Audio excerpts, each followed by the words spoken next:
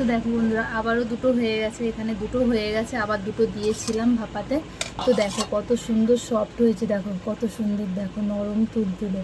তো এটাকে আমি তুলবো, যেহেতু নিচে একটু সর্ষের তেল দিয়েছিলাম তার জন্য এবার তুলতে একটু মানে সুবিধা হবে আর কি। দেখো কত সুন্দর। এবার একটু সাইডে একটুখানি হালকা যাতে উঠে আসে তার জন্য আমি একটু ছুরি দিয়ে করে দিলাম। দেখো এবার দেখো, দেখো কত সুন্দর উঠে আসলো। দেখো এই হলো ভাপা পিঠে। তো এই যে উপরে আমি একটু কিশমিশ দিয়েছিলাম আর নারকেল দিয়েছিলাম।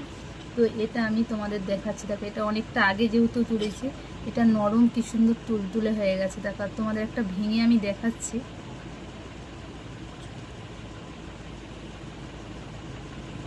দেখো এর ভেতরটা দেখো, যেহেতু মাঝখানে আমি একটু নারকেল দিয়েছিলাম যার জন্য ভেতরটা একটু পুরো নারকেল। এটা দেখতেও কত সুন্দর লেগেছে, দেখো দেখতেও কত সুন্দর, এবার খেতেও খুব সুন্দর।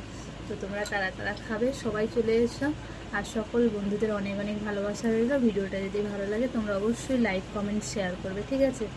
তো মোট করেছিলাম 4টে, কেননা আমরা মা ছেড়ে দুজনেই আছি, যার জন্য দুটো করেছিলাম। তো বাটিগুলো খুবই বড় হয়ে গেছিলো, যার জন্য একটু ছোট ছোট করলে কি হয় দেখতে সুন্দর হয় যেহেতু।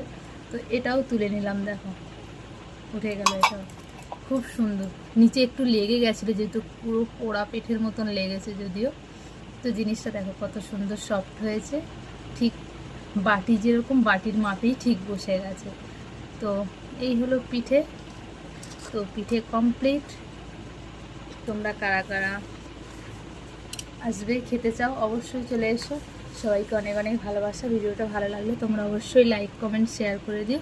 চলো ভিডিওটা একটুখানি সকল বন্ধুদের good night, good night, tata.